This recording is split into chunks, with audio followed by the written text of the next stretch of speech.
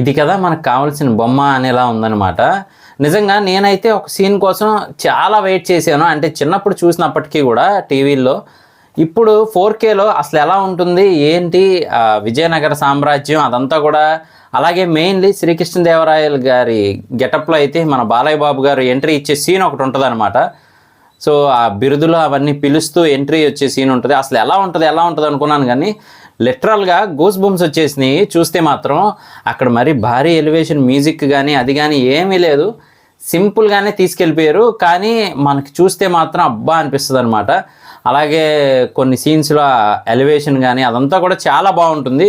నిజంగా నాకైతే మాత్రం బాలయ్య బాబు గారు ఇందులో ఉన్నంత అందంగా చూపించినంత అందంగా మిగతా డైరెక్టర్స్ ట్రై చేశారు, కానీ ఆ శ్రీకృష్ణదేవరాయలు గారి గెటప్కి అయితే మాత్రం నిజంగా 100% సెట్ అయిపోయారని చెప్పొచ్చు. అంత అందంగా ఉన్నారు ఆ గెటప్లో.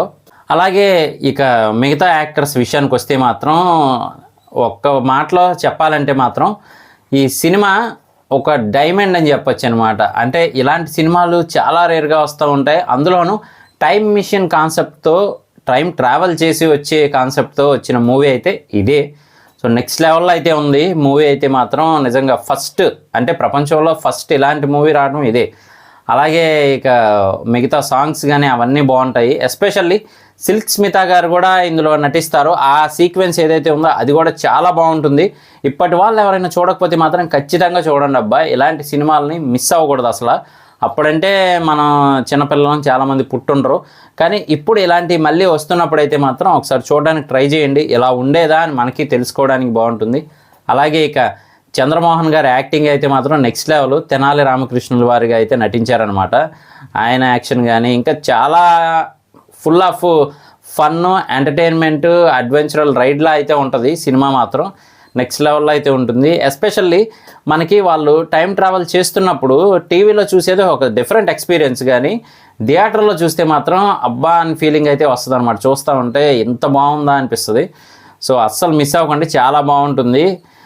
ఎవరి యాక్టింగ్ వాళ్ళు ఇరగదీశారని చెప్పొచ్చు మూవీలో అయితే మాత్రం. అలాగే ఆ బ్యాక్గ్రౌండ్ సాంగ్స్ కానీ. ఇందులో మనం చెప్పుకోదగ్గ మెయిన్ పర్సన్ ఎవరు అంటే మాత్రం మన ఎస్పి బాలసుబ్రహ్మణ్యం గారండి. నెక్స్ట్ లెవెల్ ఎలివేషన్ ఉంటుంది ఆయన వాయిస్లో కూడా.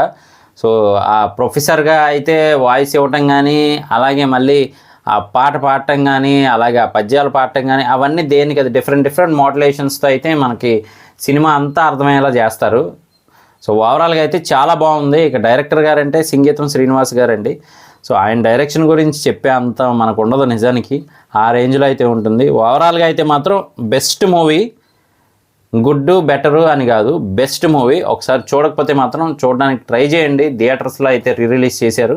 నాకైతే మాత్రం ఇన్నాళ్ళ తర్వాత మళ్ళీ 4Kలో చూస్తే అబ్బా అనిపించింది. నిజంగా వావ్ అనే ఫీలింగ్ మామూలుగా లేదనమాట. ఇది నా రివ్యూ. చూసాక మీకేమనిపించింది అనేది కింద కామెంట్ చేయడం మర్చిపోకండి.